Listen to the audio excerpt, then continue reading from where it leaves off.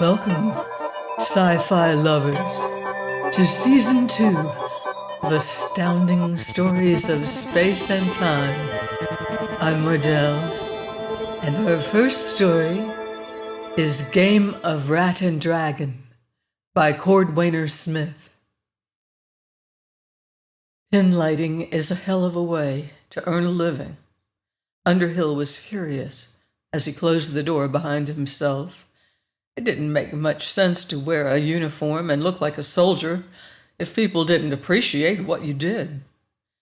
He sat down in his chair, laid his head back in the headrest, and pulled the helmet down over his forehead. As he waited for the pin set to warm up, he remembered the girl in the outer corridor. She had looked at it, then looked at him scornfully. Meow.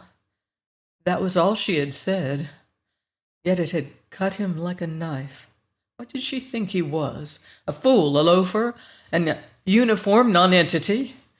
Didn't she know that for every half hour of pinlighting, he got a minimum of 2 months' recuperation in the hospital? By now the set was warm. He felt the squares of space around him, sensed himself at the middle of an immense grid, a cubic grid, full of nothing. Out in that nothingness he could sense the hollow, aching horror of space itself, and could feel the terrible anxiety which his mind encountered whenever it met the faintest trace of inert dust. As he relaxed, the comforting solidity of the sun, the clockwork of the familiar planets and the moon rang in on him. Our own solar system was as charming and as simple as an ancient cuckoo clock, filled with familiar ticking and with reassuring noises. The odd little moons of Mars swung around their planet like frantic mice, yet their regularity was itself an assurance that all was well. Far above the plane of the ecliptic, he could feel half a ton of dust, more or less drifting, outside the lanes of human travel. Here there was nothing to fight, nothing to challenge the mind, to tear the living soul out of a body with its roots dripping in effluvium as tangible as blood. Nothing ever moved in on the solar system. He could wear the pin set forever and be nothing more than a sort of telepathic astronomer, a man who could feel the hot, warm protection of the sun throbbing and burning against his living mind. Woodley came in. "Same old ticking world," said Underhill. "Nothing to report. No wonder they didn't develop the pin set until they began to planoform.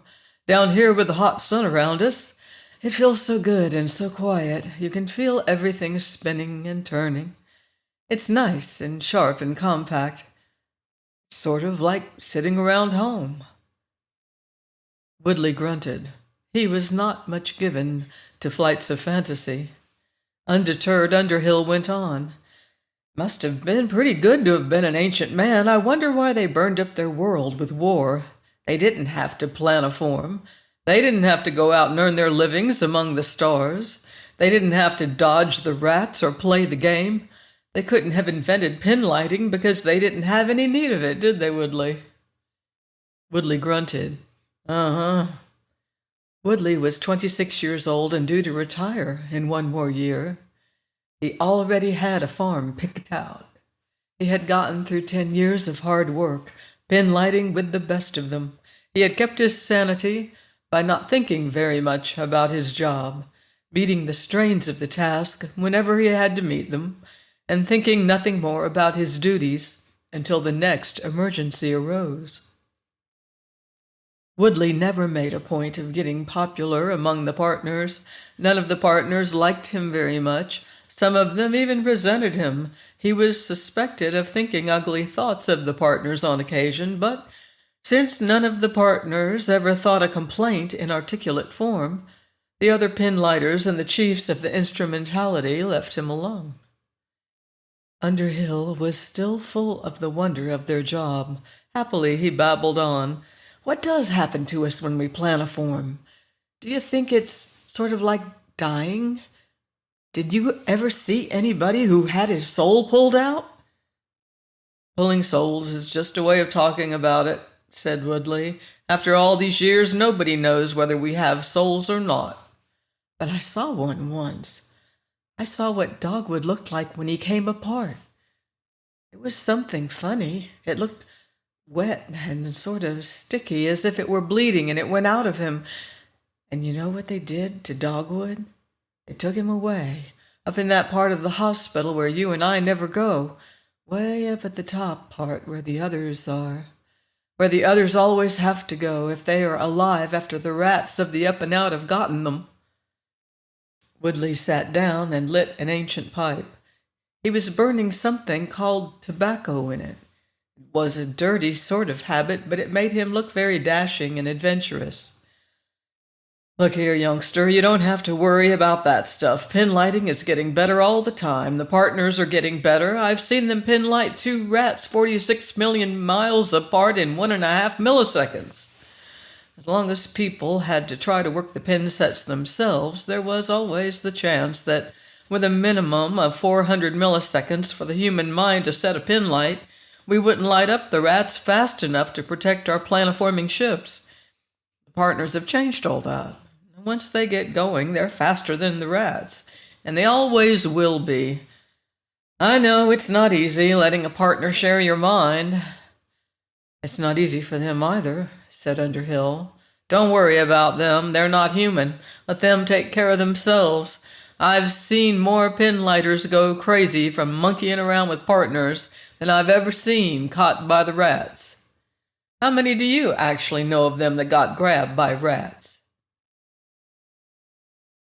Underhill looked down at his fingers, which shone green and purple in the vivid light thrown by the tuned-in pin set, and counted ships. The thumb for the Andromeda, lost with crew and passengers. The index finger and the middle finger for release ships 43 and 56, found with their pin sets burned out, and every man, woman, and child on board dead or insane. The ring finger, the little finger, and the thumb of the other hand were the first 3 battleships to be lost to the rats. Lost as people realized that there was something out there, underneath space itself, which was alive, capricious, and malevolent. Planiforming was sort of funny. It felt like nothing much. Like the twinge of a mild electric shock. Like the ache of a sore tooth bitten on for the first time. Like a slightly painful flash of light against the eyes. Yet in that time, a 40,000-ton ship lifting free above Earth disappeared somehow or other into 2 dimensions and appeared half a light year or 50 light years off. At one moment he would be sitting in the fighting room, the pin set ready, and the familiar solar system ticking around inside his head. For a second, or a year, he could never tell how long it really was subjectively. The funny little flash went through him, and then he was loose in the up and out. The terrible open spaces between the stars, where the stars themselves felt like pimples on his telepathic mind, and the planets were too far away to be sensed or read. Somewhere in this outer space, a gruesome death awaited. Death and horror of a kind which man had never encountered until he reached out for interstellar space itself. Apparently, the light of the suns kept the dragons away. Dragons, that was what people called them. To ordinary people, there was nothing except the shiver of planiforming and the hammer blow of sudden death, or the dark, spastic note of lunacy descending into their minds. But to the telepaths, they were dragons. In the fraction of a second, between the telepath's awareness of a hostile something out in the black, hollow nothingness of space, and the impact of a ferocious, ruinous psychic blow against all living things within the ship. The telepaths had sensed entities, something like the dragons of ancient human lore, beasts more clever than beasts, demons more tangible than demons, hungry vortices of aliveness and hate, compounded by unknown means out of the thin, tenuous matter between the stars. It took a surviving ship to bring back the news, a ship in which, by sheer chance, a telepath had a light beam ready, turning it out at the innocent dust, so that within the panorama of his mind, the dragon dissolved into nothing at all, and the other passengers, themselves non-telepathic, went about their way not realizing that their own immediate deaths had been averted. From then on, it was easy. Almost. Planoforming ships always carried telepaths. Telepaths had their sensitiveness enlarged to an immense range by the pin sets, which were telepathic amplifiers adapted to the mammal mind. The pin sets, in turn, were electronically geared into small dirigible light bombs. Light did it. Light broke up the dragons, allowed the ships to reform three-dimensionally, skip, as they moved from star to star. The odds suddenly moved down from 100-1 against mankind to 60-40 in mankind's favor. This was not enough. The telepaths were trained to become ultra-sensitive, trained to become aware of dragons in less than a millisecond. But it was found that the dragons could move 1,000,000 miles in just under 2 milliseconds, and that this was not enough for the human mind to activate the light beams. Attempts had been made to sheathe the ships in light at all times. This defense wore out. As mankind learned about the dragons, so too, apparently, the dragons learned about mankind.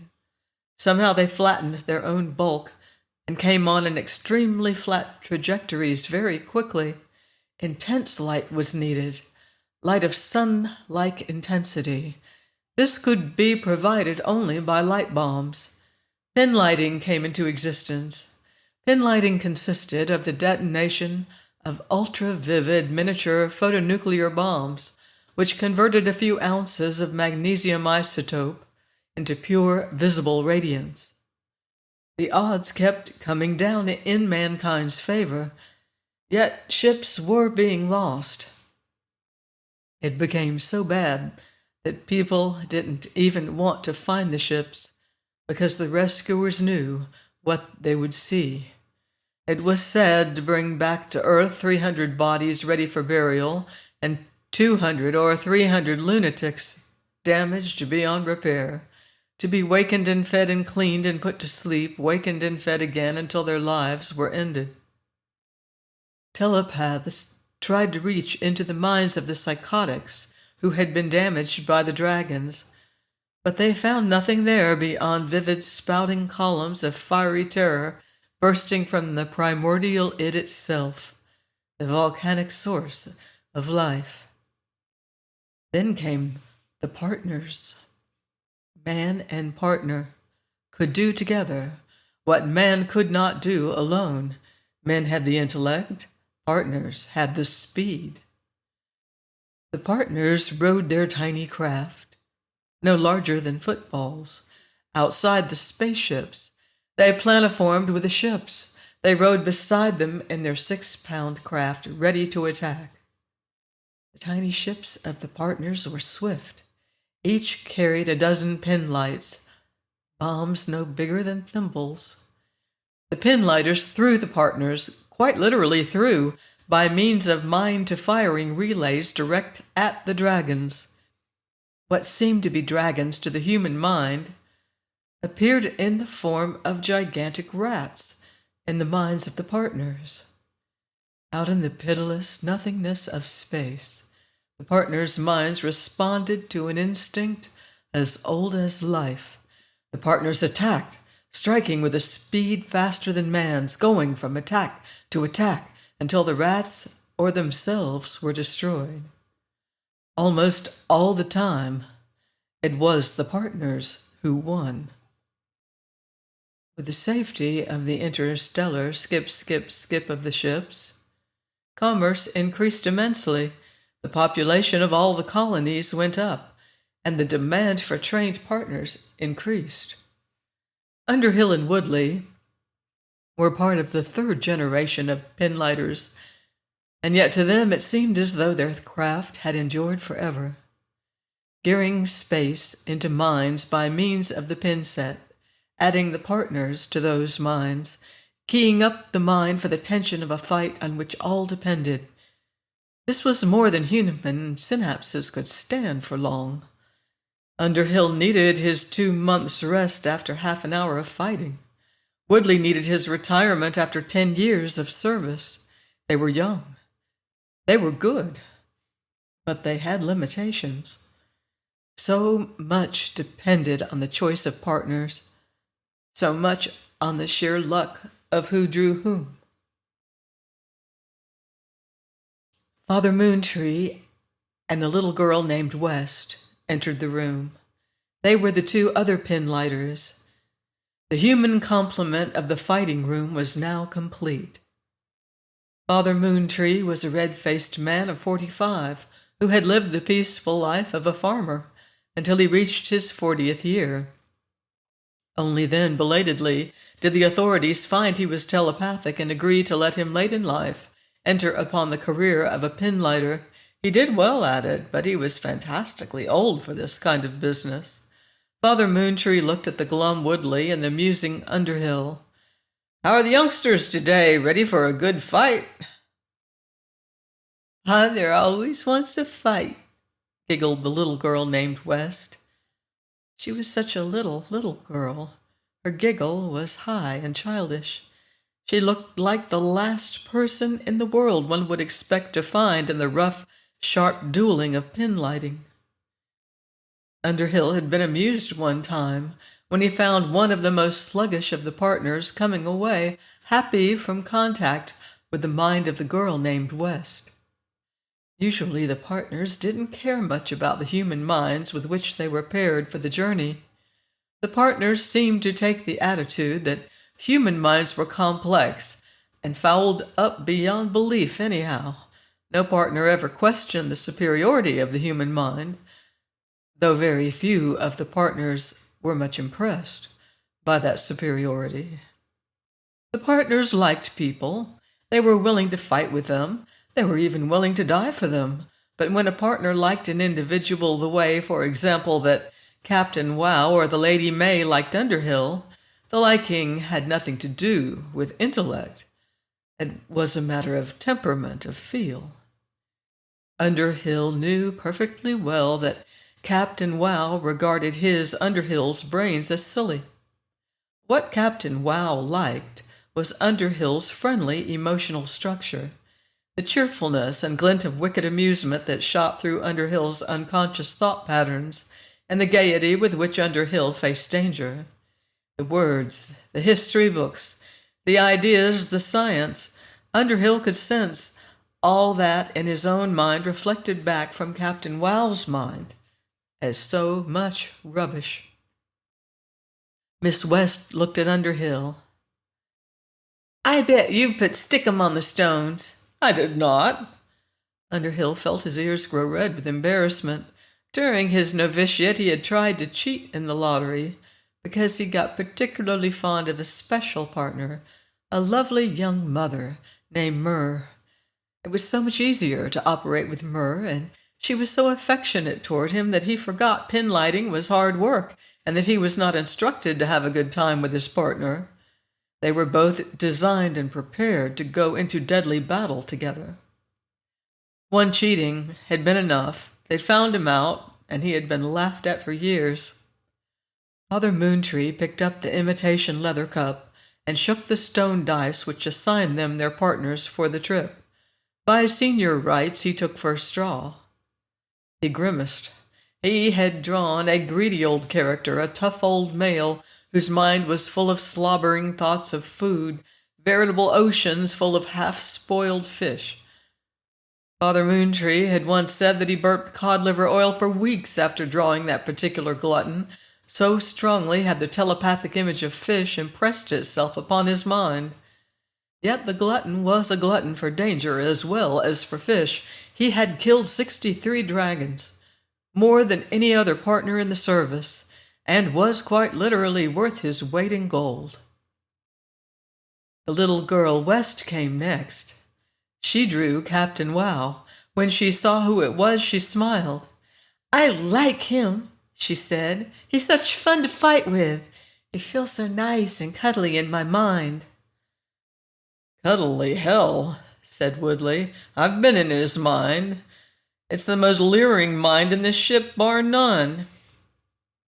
"Nasty man," said the little girl. She said it declaratively, without reproach. Underhill, looking at her, shivered. He didn't see how she could take Captain Wow so calmly. Captain Wow's mind did leer. When Captain Wow got excited in the middle of a battle, confused images of dragons, deadly rats, luscious beds, the smell of fish, and the shock of space all scrambled together in his mind as he and Captain Wow, their consciousnesses linked together through the pin set, became a fantastic composite of human being and Persian cat. "That's the trouble working with cats," thought Underhill. "It's a pity that nothing else anywhere will serve as partner. Cats were all right once you got in touch with them telepathically. They were smart enough to meet the needs of the fight, but their motives and desires were certainly different from those of humans.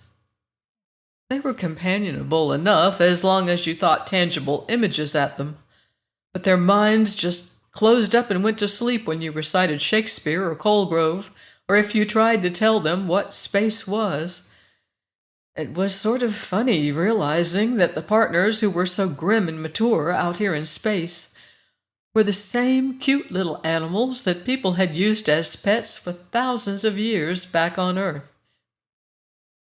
He had embarrassed himself more than once while on the ground, saluting perfectly ordinary non-telepathic cats because he had forgotten for the moment that they were not partners. He picked up the cup and shook out his stone dice. He was lucky. He drew the Lady May. The Lady May was the most thoughtful partner he had ever met. In her, the finely bred pedigree mind of a Persian cat had reached one of its highest peaks of development. She was more complex than any human woman, but the complexity was all one of emotions, memory, hope, and discriminated experience sorted through without the benefit of words. When he had first come into contact with her mind, he was astonished at its clarity. With her, he remembered her kittenhood. He remembered every mating experience she had ever had. He saw in a half-recognizable gallery all the other pinlighters with whom she had been paired for the fight, and he saw himself, radiant, cheerful, and desirable.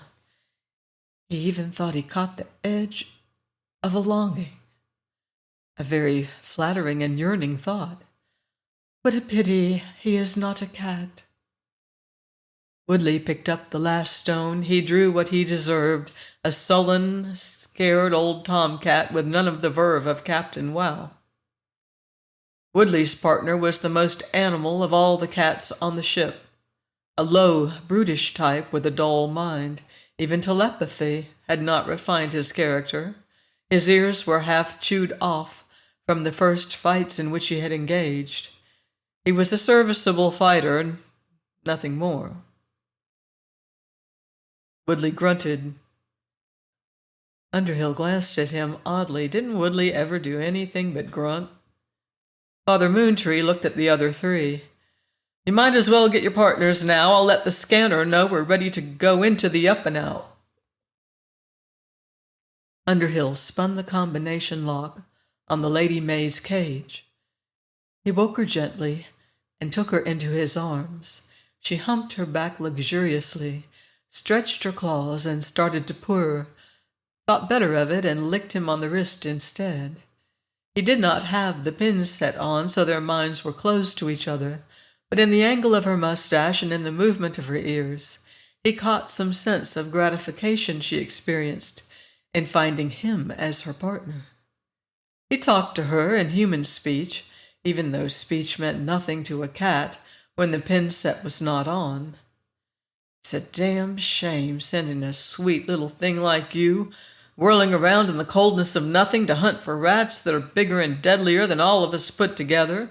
You didn't ask for this kind of fight, did you? For answer, she licked his hand, purred, tickled his cheek with her long, fluffy tail, turned around and faced him, golden eyes shining. For a moment, they stared at each other. Man squatting, cat standing erect on her hind legs, front claws digging into his knee. Human eyes and cat eyes looked across an immensity which no words could meet, but which affection spanned in a single glance. "Time to get in," he said. She walked docilely into her spheroid carrier. She climbed in. He saw to it that her miniature pin set rested firmly and comfortably against the base of her brain. He made sure that her claws were padded so that she could not tear herself in the excitement of battle. Softly he said to her, "Ready?" For answer, she preened her back as much as her harness would permit and purred softly within the confines of the frame that held her. He slapped down the lid and watched the sealant ooze around the seam. For a few hours she was welded into her projectile, until a workman with a short cutting arc would remove her after she had done her duty. He picked up the entire projectile and slipped it into the ejection tube. He closed the door of the tube, spun the lock, seated himself in his chair, and put his own pin set on. Once again he flung the switch. He sat in a small room. Small, warm, the bodies of the other 3 people moving close around him, the tangible lights in the ceiling bright and heavy against his closed eyelids. As the pin set warmed, the room fell away. The other people ceased to be people and became small glowing heaps of fire, embers, dark red fire with the consciousness of life burning like old red coals in a country fireplace.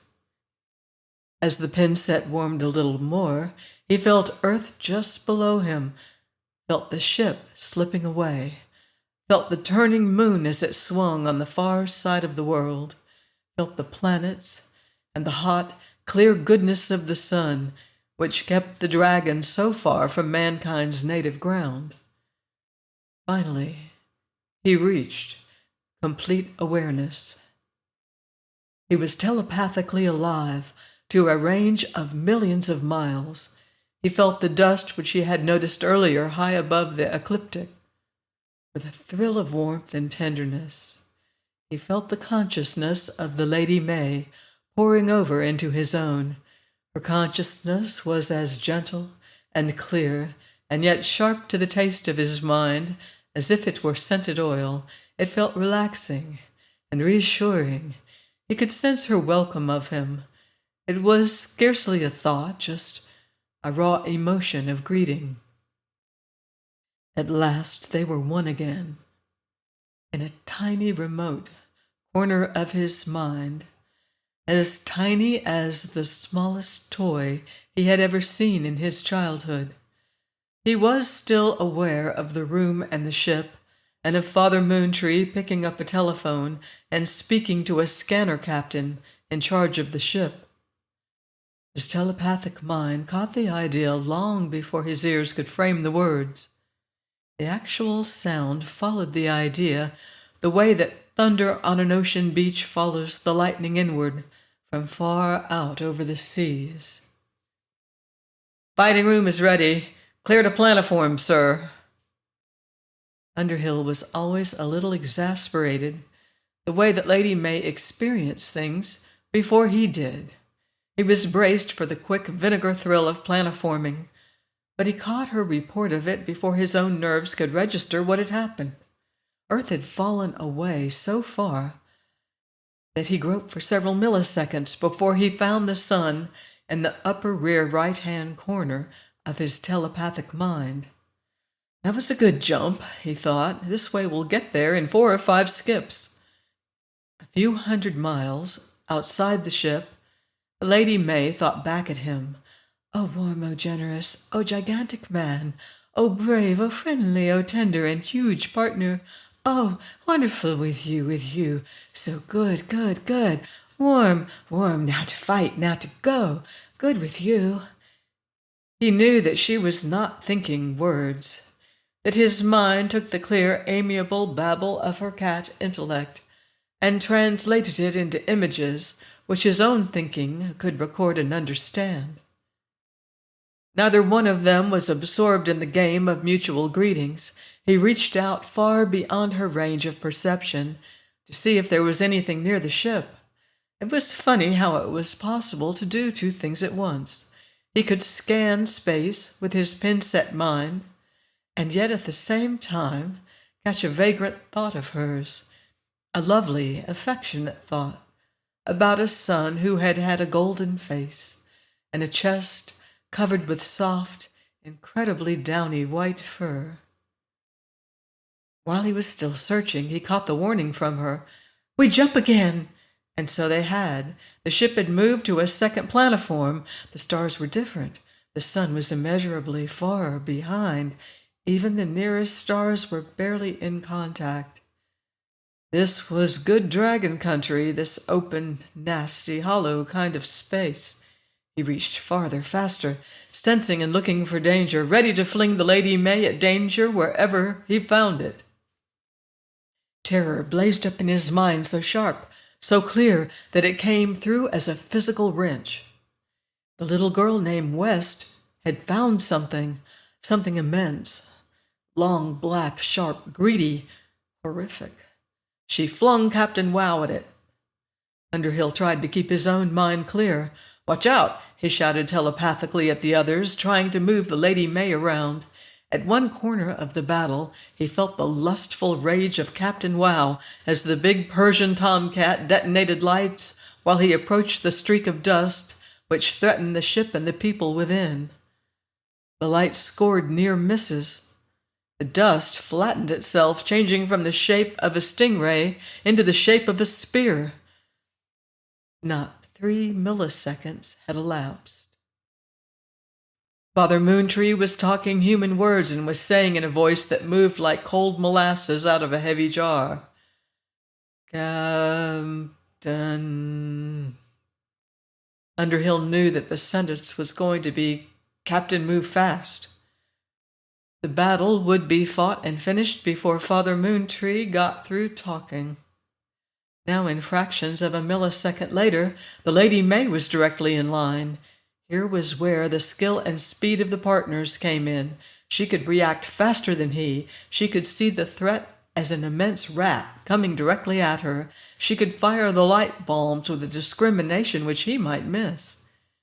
He was connected with her mind, but he could not follow it. His consciousness absorbed the tearing wound inflicted by the alien enemy. It was like no wound on earth, raw, crazy pain which started like a burn at his navel. He began to writhe in his chair. Actually, he had not yet had time to move a muscle when the Lady May struck back at their enemy. 5 evenly spaced photonuclear bombs blazed out across 100,000 miles. The pain in his mind and body vanished. He felt a moment of fierce, terrible, feral elation running through the mind of the Lady May as she finished her kill. It was always disappointing to the cats to find out that their enemies, whom they sensed as gigantic space rats, disappeared at the moment of destruction. Then he felt her hurt, the pain and the fear that swept over both of them as the battle, quicker than the movement of an eyelid, had come and gone. In the same instant there came the sharp and acid twinge of planoform. Once more the ship went skip. He could hear Woodley thinking at him, "You don't have to bother much. This old son of a gun and I will take over for a while." Twice again the twinge, the skip.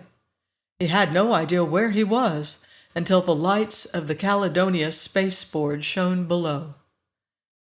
With a weariness that lay almost beyond the limits of thought, he threw his mind back into rapport with the pin set, fixing the Lady May's projectile gently and neatly in its launching tube. She was half dead with fatigue, but he could feel the beat of her heart, could listen to her panting, and he grasped the grateful edge of a thanks reaching from her mind to his. They put him in the hospital at Caledonia. The doctor was friendly but firm. "You actually got touched by that dragon. That's as close a shave as I've ever seen. It's all so quick that it'll be a long time before we know what happened scientifically. But I suppose you'd be ready for the insane asylum now if the contact had lasted several tenths of a millisecond longer. What kind of cat did you have out in front of you?" Underhill felt the words coming out of him slowly. Words were such a lot of trouble, compared with the speed and the joy of thinking, fast and sharp and clear, mind to mind. But words were all that could reach ordinary people like this doctor. His mouth moved heavily as he articulated the words. "Don't call our partners cats. The right thing to call them is partners. They fight for us in a team. You ought to know we call them partners, not cats. How's mine?" "I don't know," said the doctor contritely. "We'll find out for you. Meanwhile, old man, you take it easy. There's nothing but rest that can help you. Can you make yourself sleep, or would you like us to give you some kind of sedative?" "I can sleep," said Underhill. "I just want to know about the Lady May." The nurse joined in. She was a little antagonistic. "Don't you want to know about the other people?" "They're okay," said Underhill. "I knew that before I came in here." He stretched his arms and sighed and grinned at them. He could see they were relaxing and were beginning to treat him as a person instead of a patient. "I'm all right," he said. "Just let me know when I can go see my partner." A new thought struck him. He looked wildly at the doctor. "They didn't send her off with the ship, did they?" "I'll find out right away," said the doctor. He gave Underhill a reassuring squeeze of the shoulder and left the room. The nurse took off a napkin of a goblet of chilled fruit juice. Underhill tried to smile at her. There seemed to be something wrong with the girl. He wished she would go away. First she started to be friendly. Now she was distant again. "It's a nuisance being telepathic," he thought. "You keep trying to reach even when you are not making contact." Suddenly she swung around on him. "You pinlighters, you and your damn cats!" Just as she stamped out, he burst into her mind. He saw himself a radiant hero, clad in his smooth suede uniform, the pin-set crown shining like an ancient royal jewels around his head. He saw his own face, handsome and masculine, shining out of her mind. He saw himself very far away, and he saw himself as she hated him.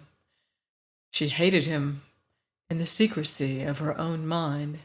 She hated him because he was, she thought, proud and strange and rich, better and more beautiful than people like her.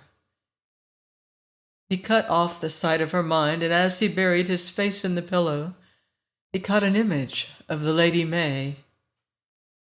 She is a cat, he thought. That's all she is, a cat. But that was not how his mind saw her. Quick, beyond all dreams of speed, sharp, clever, unbelievably graceful, beautiful, wordless and undemanding.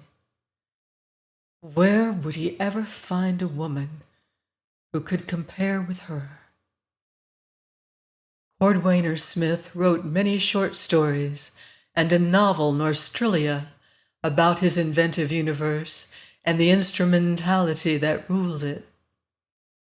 Join me here next week on Astounding Stories of Space and Time for more interplanetary thrills. Until then, watch the skies.